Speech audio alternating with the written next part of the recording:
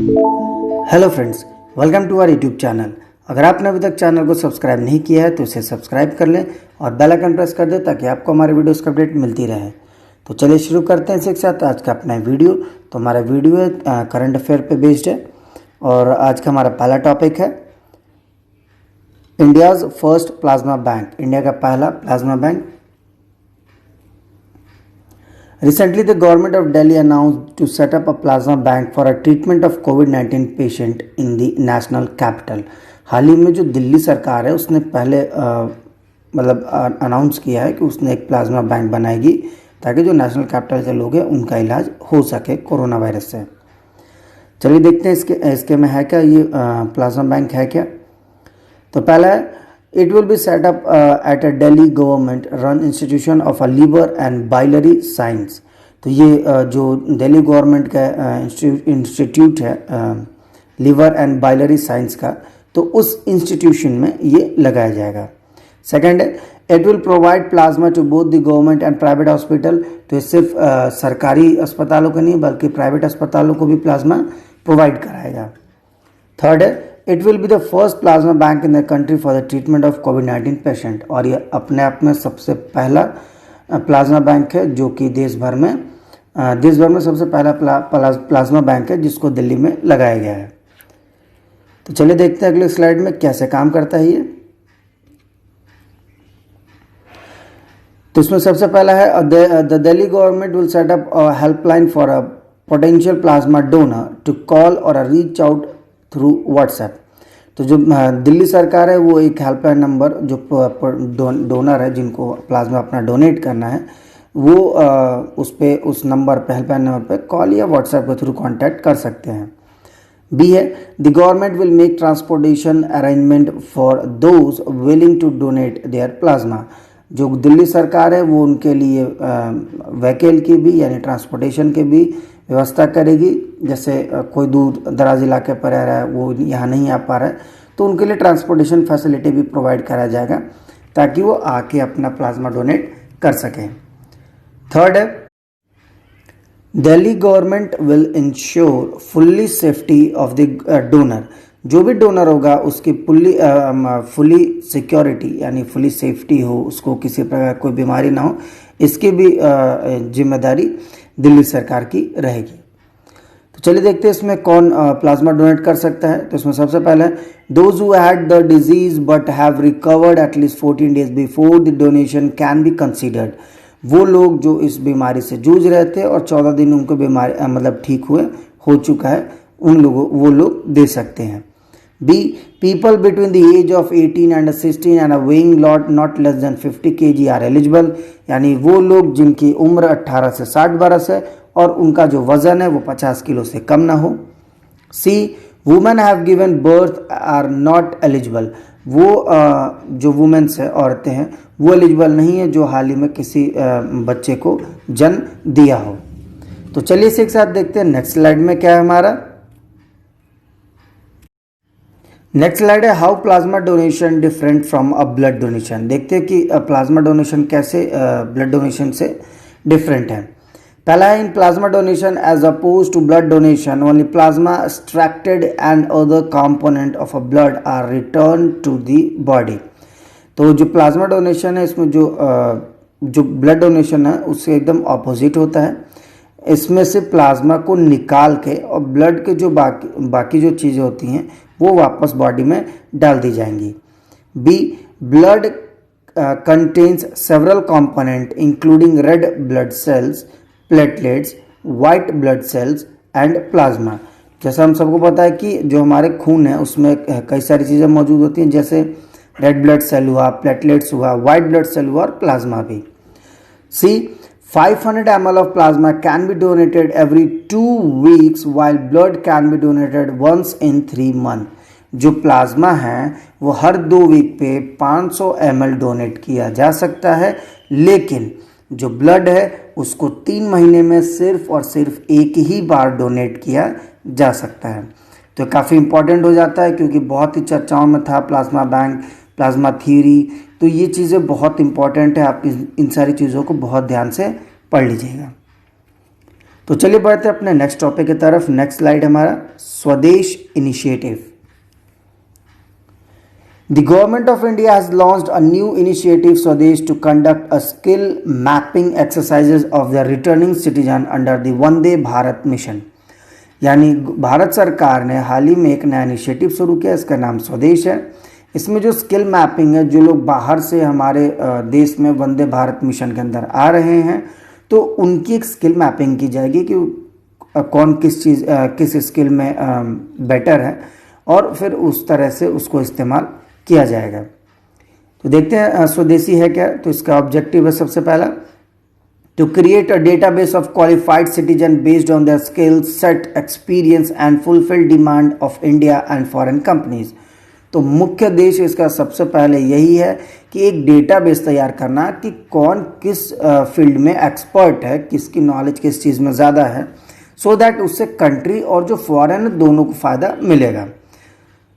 इसमें सेकंड है स्वदेश stand for a skilled work arrival database for employment support. तो स्वदेश का जो फुल फॉर्म है वो है skilled work arrival database for employment support.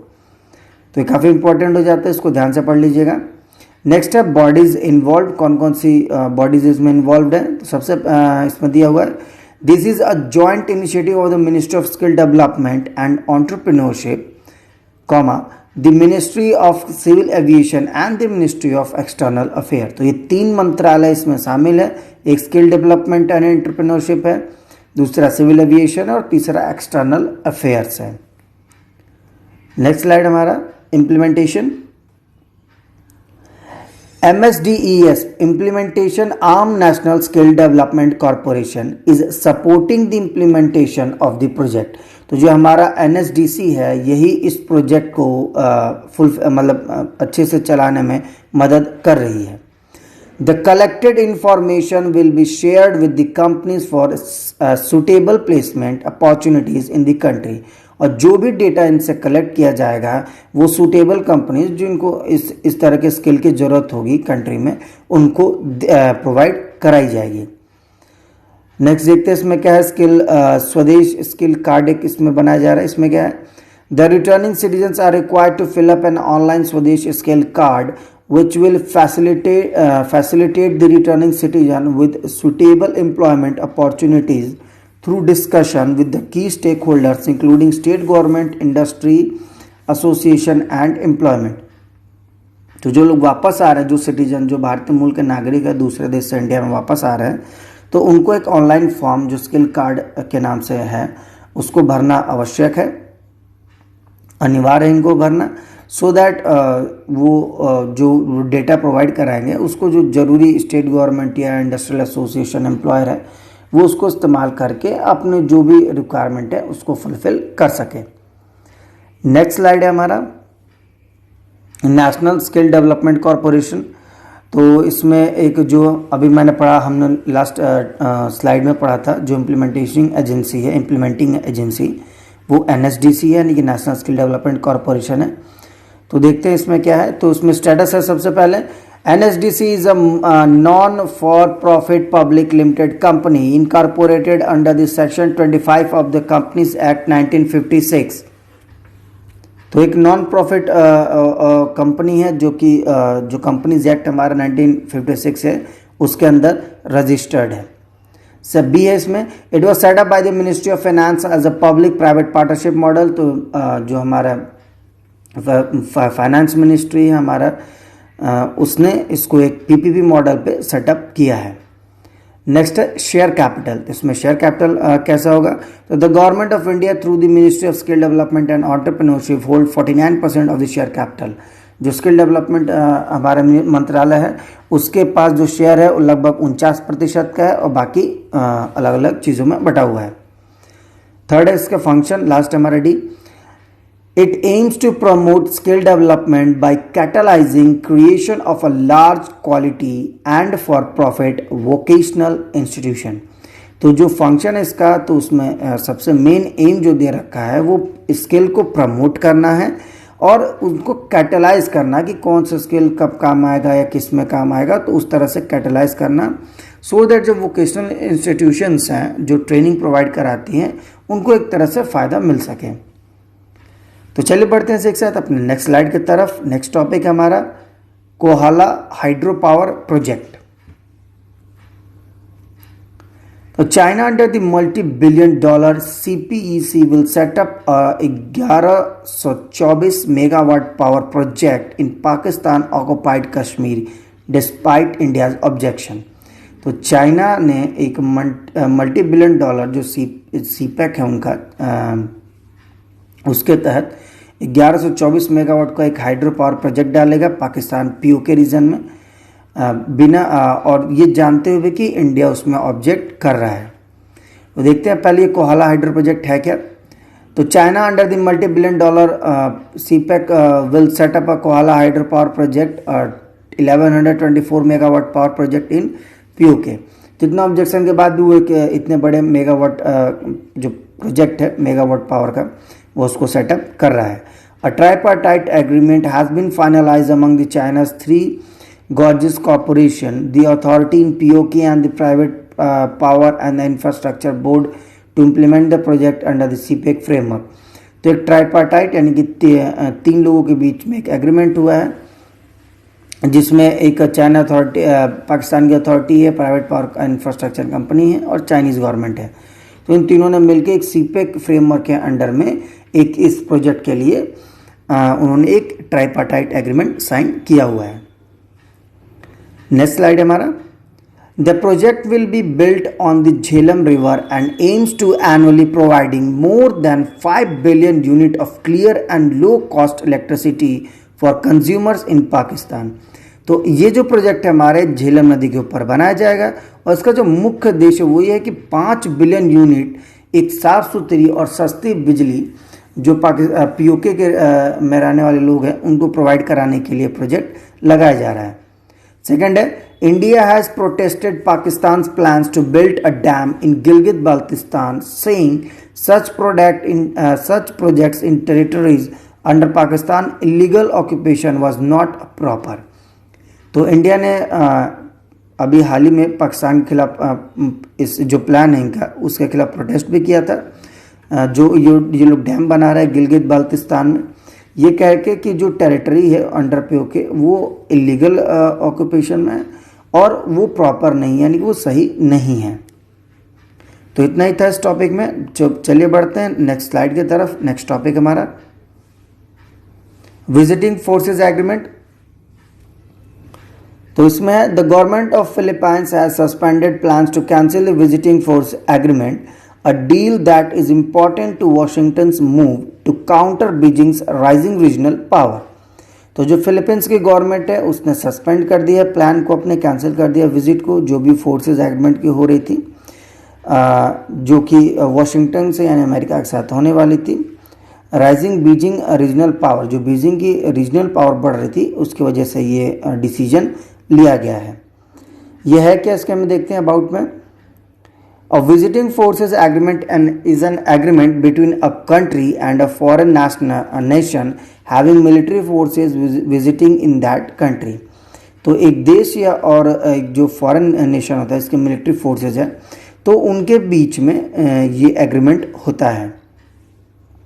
Second है हमारा नेक्स्ट स्लाइड में VFA spells out the rules, guidelines and legal status to the US military when operating in the Philippines। तो जो VFA हमारा इनकी विजिटिंग फोर्सेस एग्रीमेंट है यही rules और गाइडलाइन बनाएगा यूएस मिलिट्री के लिए जो कि फिलीपाइंस में ऑपरेट करेंगी।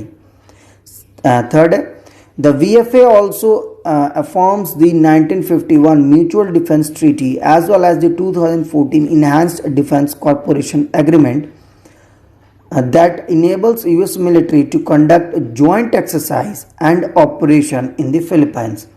तो जो हमारा VFA यानी कि विजिटिंग फोर्स एग्रीमेंट है ये 1950 की जो म्यूचुअल डिफेंस ट्रीटी हुई थी या 2014 की जो एनहांस डिफेंस हम बोल सकते हैं,